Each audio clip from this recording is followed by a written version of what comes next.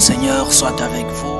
Et avec votre esprit. Évangile de Jésus-Christ selon Saint Jean. Gloire à toi, Seigneur. Il y a eu un homme envoyé par Dieu. Son nom était Jean. Il est venu comme témoin pour rendre témoignage à la lumière, afin que tous croient par lui. Cet homme n'était pas la lumière, mais il était là pour rendre témoignage à la lumière. Voici le témoignage de Jean, quand les Juifs lui envoyèrent de Jérusalem des prêtres et des Lévites pour lui demander « Qui es-tu » Il ne refusa pas de répondre. Il déclara ouvertement « Je ne suis pas le Christ ». Ils lui demandèrent « Alors, qu'en est-il? Es-tu le prophète Élie » Il répondit « Je ne le suis pas ». « Es-tu le prophète annoncé » Il répondit « Non ». Alors ils lui dirent « Qui es-tu » Il faut que nous donnions une réponse à ceux qui nous ont envoyés. « Que dis-tu sur toi-même » Il répondit « Je suis la voix de celui qui crie dans le désert, redressez le chemin du Seigneur » comme il a dit le prophète Isaïe. Or, ils avaient été envoyés de la part des pharisiens. Ils lui posèrent encore cette question. « Pourquoi donc baptises-tu, si tu n'es ni le Christ, ni Élie, ni le prophète ?» Jean leur répondit. « Moi je baptise dans l'eau, mais au milieu de vous se tient celui que vous ne connaissez pas. C'est lui qui vient derrière moi, et je ne suis pas digne de délier la courroie de sa sandale. » Cela s'est passé à Béthanie, de l'autre côté du Jourdain, à l'endroit où Jean baptisait. Acclamons la parole de Dieu. Louange à toi, Seigneur Jésus. Le pape Benoît XVI, lorsqu'il gouvernait l'Église, à une occasion a convoqué tous les chrétiens pour que nous fassions une rénovation catéchétique de notre foi. Selon elle, et avec raison, l'ignorance de beaucoup de chrétiens, de catholiques, est grave. Nous sommes ignorants de beaucoup de choses de notre foi. Il appelait donc à cette rénovation de notre catéchèse sur notre foi. Parce que dans beaucoup de cas, ce que un de mes supérieurs appelle la veste de la première communion, beaucoup de fois, même lorsque nous avons grandi, nous sommes restés avec cette même veste que nous avons portée lors de notre première communion. Nous avons grandi, nous avons mûri, mais notre foi est restée la foi du petit enfant de la première communion. C'est donc cet appel du pape Benoît XVI pour que nous puissions nous former et alimenter notre foi. Notre foi ne doit pas demeurer celle de ce petit enfant tout joyeux le jour de sa première communion. Elle doit grandir. Parce que nous vivons dans une société où nous devons répondre à certaines questions sur notre foi, où nous devons donner des raisons de notre foi, où nous devons être la lumière de certaines consciences qui se sont éloignées de Dieu et qui ont besoin de nous. Mais si nous-mêmes nous n'avons pas de réponse aux questions de notre foi, alors nous ne pouvons pas être la lumière pour ceux-là qui ont des doutes dans leur foi, ou même la lumière des nôtres à la maison, nos enfants qui nous posent des questions sur notre foi, et parfois nous sommes bloqués. Alors, il est important de renouveler de temps en temps la foi. Il est important, comme disent les informaticiens, d'actualiser notre foi. Parce que le monde va vite et notre foi doit donner des réponses à ce que le monde nous demande, aux questions du monde. Que dit ta foi sur certaines questions de la société? Cet appel donc du pape, j'ai bien voulu commencer par cet appel pour introduire notre homélie d'aujourd'hui, notre méditation, pour que nous puissions être conscients que nous sommes dans beaucoup de cas ignorants de notre propre foi. Nous sommes dans beaucoup de cas ignorants des points essentiels de notre foi. Le pape n'avait pas l'intention de nous envoyer dans des universités théologiques, non. Tu peux former ta foi et l'alimenter. Tu peux la former par les lectures, le magistère de l'Église, les discours des papes. Tu peux l'alimenter dans la prière et dans la pratique des sacrements. Mais tu dois être capable de t'expliquer à toi-même ta foi et de l'expliquer aux autres. Et j'ai l'impression, c'est une impression qui est mienne, que cette ignorance, dans beaucoup de cas, est une ignorance non fautive. Vous, les laïcs, dans beaucoup de cas, vous n'êtes pas fautifs de l'ignorance de certains points de votre foi. Les coupables, généralement, ce sont nous, les prêtres, qui, parce que peut-être nous ne préparons pas nos homélies, parce que peut-être nous croyons, nous pensons que ce que nous voulons transmettre ne sera pas entendu, ou alors, je ne vais pas dire par ignorance, mais nous omettons le message que le Christ et l'Église ont transmis depuis des années. Alors, la faute est la nôtre, parce qu'il y a des thèmes dont nous n'abordons plus. Il y a des thèmes dans nos homélies qui ne sont plus traités. Quand parlons-nous, par exemple, du purgatoire? Quand parlons-nous de l'enfer, du jugement final? Ce sont des thèmes qui ne sont plus abordés dans nos méditations. Pratiquement personne ne parle plus de ces réalités de notre foi. Pas parce que les prêtres ne croient pas à l'existence du purgatoire, pas parce que les prêtres ne croient pas en la vie éternelle, pas parce qu'ils ne croient pas au jugement final, mais parfois parce que parler de ces thèmes n'est pas du politiquement correct. Il ne faut pas parler de l'enfer. Pourquoi allons-nous parler de l'enfer? Pourquoi, si Dieu est amour, la mode? Si Dieu est si amour, pourquoi allons-nous parler de l'enfer? Pourquoi allons-nous parler du jugement? Dieu est miséricordieux, alors le jugement n'aura pas lieu. Il est miséricordieux, tout le monde ira au ciel. Nous ne parlons pas de beaucoup de thèmes fondamentaux de notre foi. Et il y a un thème qui n'est non plus traité, et l'évangile d'aujourd'hui le souligne. Malheureusement, le thème de la présence du Christ au milieu de nous n'est pas traité. Et cette ignorance des présences du Christ au milieu de nous nous amène parfois à entrer dans la solitude, dans la crise de foi, parce que nous ne savons pas reconnaître la présence du Seigneur au milieu de nous. Quand Jean-Baptiste dit que le Seigneur, celui-là, moi je vous baptise dans l'eau, mais au milieu de vous se tient celui que vous ne connaissez pas. Il est au milieu de vous et vous n'arrivez pas à le reconnaître. Le Seigneur est au milieu de nous. Dans beaucoup de circonstances dans nos vies, il est là, il nous parle. Mais parfois nous ne reconnaissons pas la présence du Seigneur. Et je continue de dire, et j'insiste, c'est peut-être parce qu'on ne nous a pas enseigné à reconnaître dans certaines situations de nos vies la présence même du Christ, parce que le Christ l'a dit.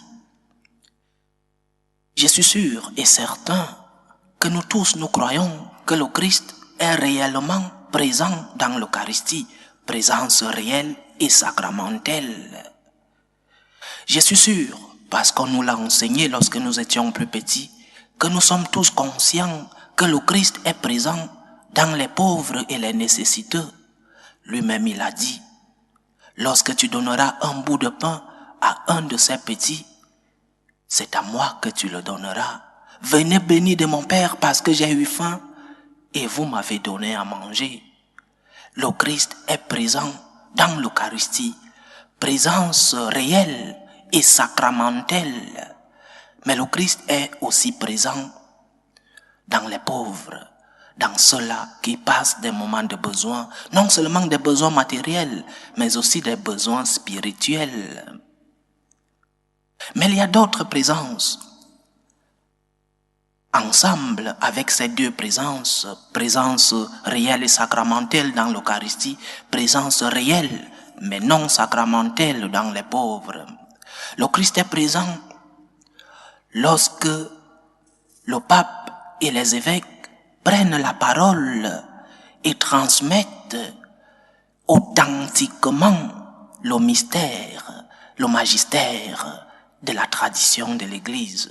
Et je souligne authentiquement, suivez mon regard. Le Christ est présent lorsque le pape et les évêques parlent en son nom. Parce que je suis fils de l'Église, je dois savoir que lorsque le pape parle sous le magistère et lorsque les évêques parlent au nom du Christ, je suis conscient que c'est la voix du Christ qui m'est transmise.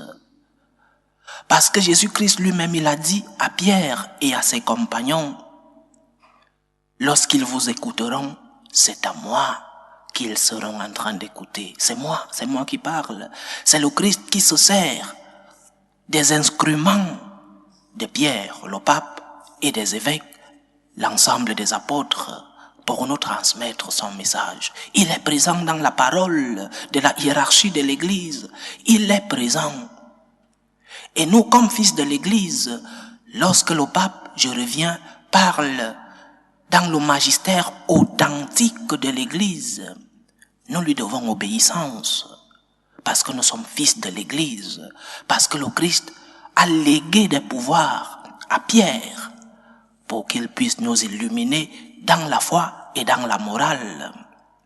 Le Christ est présent lorsque le pape et les évêques portent la voix du Seigneur à son peuple. Une autre présence. Il est présent dans la communauté. Lorsque 2 ou 3 seront réunis en mon nom, je serai au milieu d'eux. Le Christ est présent dans la communauté. Mais pas n'importe quelle communauté, dans une communauté unie au nom du Seigneur. Pas un rassemblement de 2 ou 3 personnes dans un bar. Non, unis au nom du Seigneur. L'unité. L'unité dans nos familles. L'unité dans notre église.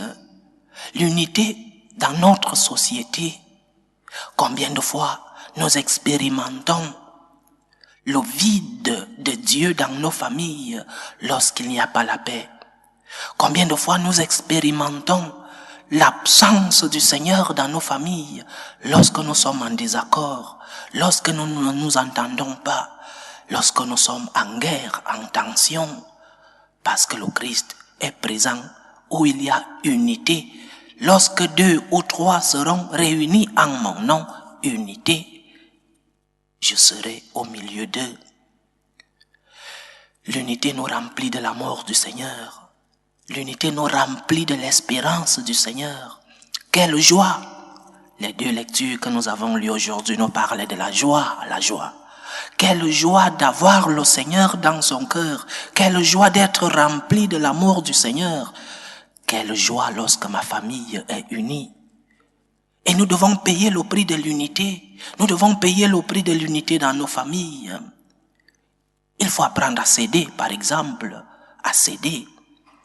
Il y a des choses où nous faisons de grands problèmes, mais qui ne valent pas la peine. Pourquoi ne tournes-tu pas la page? Pourquoi ne pardonnes-tu pas? Pourquoi n'acceptes-tu pas l'autre? Pourquoi veux-tu imposer tes opinions à l'autre? Nous devons payer le prix de l'unité pour que le Christ soit présent au milieu de nous. Unité dans nos familles, unité dans notre société, unité dans notre église. Mais unité ne veut pas dire uniformité. Chacun doit garder son identité particulière parce que le Seigneur nous a créés particuliers, concrets. Unité ne veut pas dire tout le monde doit faire comme moi. Unité veut dire accepter les différences légitimes. Accepter que l'autre soit différent de moi. Accepter que l'autre ne pense pas comme moi. Accepter que l'autre ait ses faiblesses et ses forces. Accepter que l'autre puisse avoir une personnalité, un caractère différent au mien. C'est cela, chercher l'unité, travailler pour l'unité, pour rendre possible la présence du Seigneur dans nos familles. Tant de personnes m'écrivent pour me décrire les tensions, les guerres dans leur famille.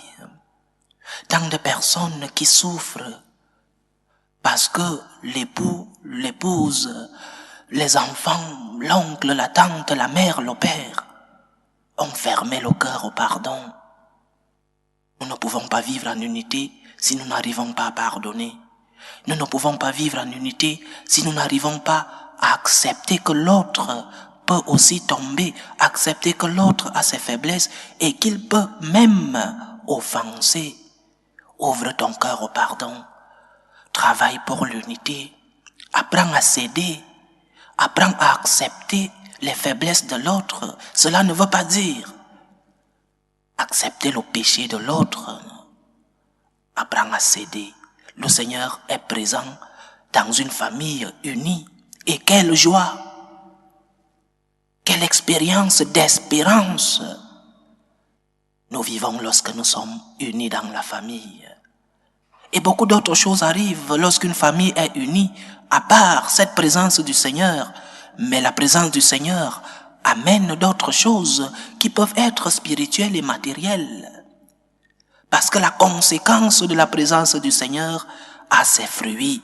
Il y a des fruits lorsque le Seigneur est présent au milieu de nous. Une famille unie est une famille qui va prospérer. Une famille unie est une famille qui va développer certaines vertus.